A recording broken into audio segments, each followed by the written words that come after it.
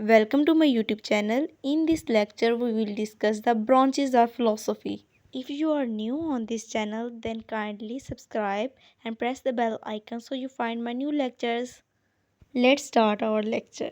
तो हमने सबसे पहले क्या पढ़ना है यहाँ पर ब्रांचेस, इसकी कितनी ब्रांचेस हैं और कौन कौन सी मेन और इम्पोर्टेंट है पेपर के पॉइंट ऑफ व्यू से भी। तो पिछले लेक्चर में हमने पढ़ा था फिलॉसफी क्या है। It is a systematic and critical study of fundamental questions about existence, reason, knowledge, values, beauty, mind and language. तो आज हम पढ़ेंगे ब्रांचेस ऑफ फिलॉसफी। अच्छा, मेटाफिज़िक्स पहली ब्रांच है फिलॉसफी की। इसका मतलब क्या है? ये ग्रीक फ्रेज से निकला है मेटाटा फिजिका, जिसका मतलब है आफ्टर द फिजिक्स। फिजिक्स मतलब जो हम पढ़ते हैं, स्टडी करते हैं, थिंग्स दैट मूव और चेंज। और मेटाफिज़िक्स क्या है? What is unchanging, eternal. ठीक है। So metaphysics is the study of being as being. It studies existence itself, the ultimate reality behind all things, not just their physical nature। ये पढ़ते हैं हम इसमें कि हकीकत क्या है। ठीक है। What is reality, what is existence. Ontology भी इसे कहा जाता है। अच्छा, मेटाफिज़िक्स क्या है? ये फ़िलासफ़ी की एक ऐसी ब्रांच है जो स्टडी करती है the nature of reality and existence. हम सब बचपन से हमारे दिमाग में ख्याल होता है कि रियलिटी क्या है, वो हमारा वजूद क्या है, क्या खुदा वाकई में हकीकत में उसका वजूद है या नहीं। ठीक है। Time, space, nature of being, अपनी आज़ादी, हर चीज़ के मुतालिक हमारा सवाल होता है। ठीक है ना। तो ये जो मेटाफिज़िक्स है ये इन्हीं क्वेश्चंस को राइज करती है, ये इन्हीं चीज़ों की स्टडी है। किसकी स्टडी है? रियलिटी की। What is real, what is the reality, what is existence. तो इसकी डेफिनेशन क्या है? It is a branch of philosophy that studies the nature of reality and existence. It deals with questions about what is real, what exists, and the relationship between mind and matter। की thinkers इसमें कौन कौन से हैं? प्लेटो की metaphysics क्या है, Aristotle की मेटाफिज़िक्स क्या है। ये पॉलिटिकल साइंस के पॉइंट ऑफ व्यू से भी बहुत इंपॉर्टेंट है प्लेटो और अरिस्टोटल की मेटाफिज़िक्स, और फिलॉसफी के पॉइंट ऑफ व्यू से भी बहुत ज़्यादा इंपॉर्टेंट है। तो इन्हें हम डिटेल में पढ़ेंगे। डेस्कार्ट्स, स्पिनोज़ा, कांट, इब्न सीना और अल फराबी। नेक्स्ट ब्रांच है epistemology. Epistemology means theory of knowledge. अब हमारे ज़हन में ये भी तो सवाल आता है कि ये नॉलेज है क्या, ये कहाँ से आया है। ठीक है। इसकी नेचर कैसी है, इसके रिसोर्सेज कैसे हैं। तो फिर इस ब्रांच में हम क्या स्टडी करेंगे? It is the study of knowledge, its nature, sources and limits. It explores how we know what we know. इसमें की थीरीज कौन सी आ जाती हैं? Rationalism, empiricism, scepticism. इस पर भी मैं एक लेक्चर बनाऊंगी। ठीक है।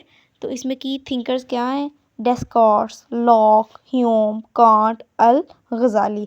अलबत्ता इसमें इस ब्रांच की जो थिंकर्स में ना अरिस्टोटल की एपिस्टेमोलॉजी भी आ जाती है।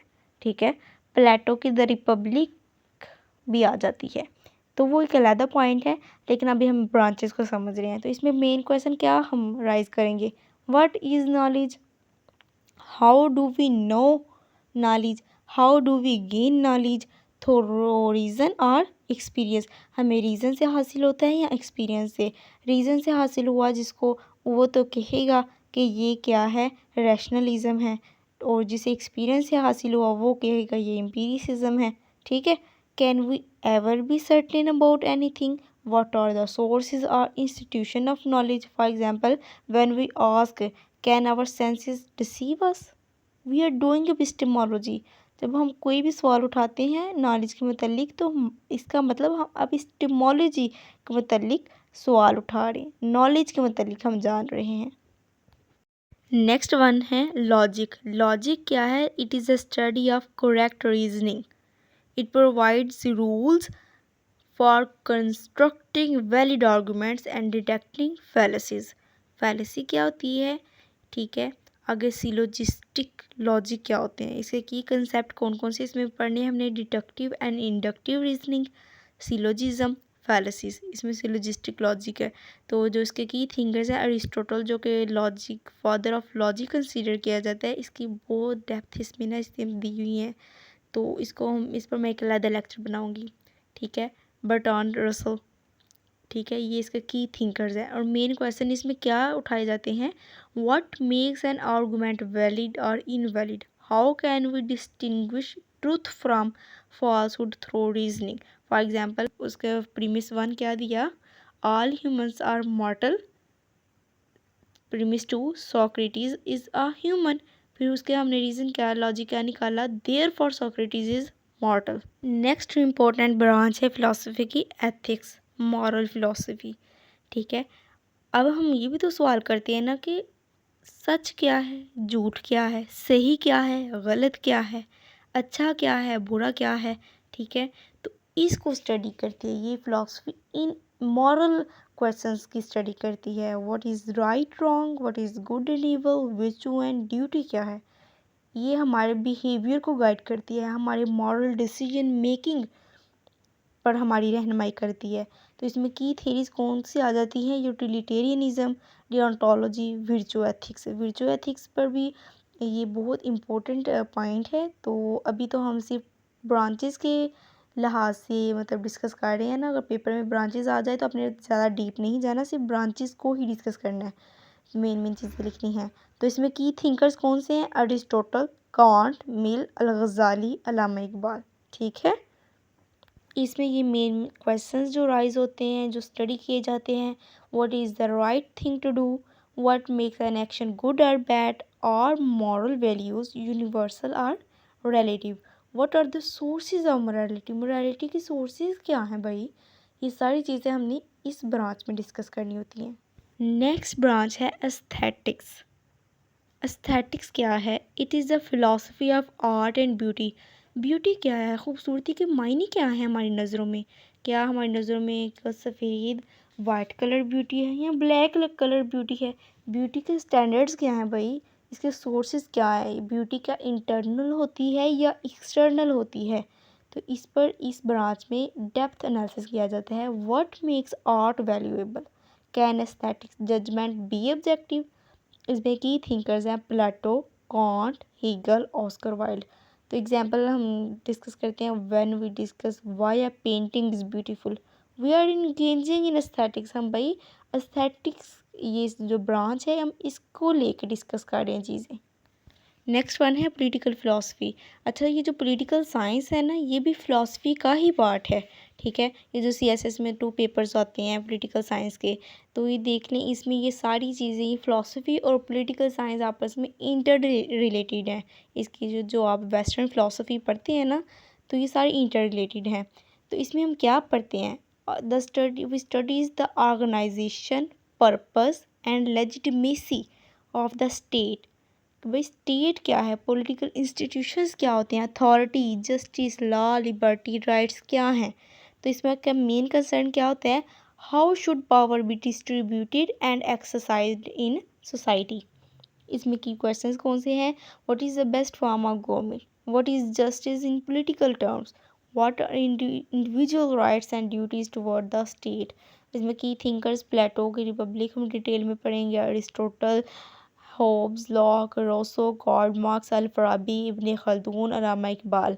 फॉर एग्जांपल हम डिबेट करते हैं, डिबेट्स अबाउट डेमोक्रेसी और dictatorship, the concept of justice in the distribution of wealth, ठीक है। नेक्स्ट वन, ये जो ब्रांचेस है ये माइनर इतनी इम्पोर्टेंट नहीं है, लेकिन अगर आपके पास 20 नंबर का सवाल आता है तो आपने ये भी लिखनी है, social philosophy. Social philosophy means it studies social behaviour, institution, values that organize human life in society. Next one, axiology. It is the general term covering ethics and aesthetics. अच्छा, ethics और aesthetic दो branches और इन्हें एक बना दो तो axiology, इसमें मतलब ethics और aesthetics दोनों को पढ़ा जाता है। आगे philosophy of mind. It's all about the nature of consciousness, thoughts, and the relationship between mind and body, soul and body, ठीक है। इसमें की क्वेश्चंस क्या पूछे जाते हैं, what is consciousness, can machine think, is the mind separate from the body, ठीक है। Next one है philosophy of science. It examines the nature, methods and limits of scientific inquiry.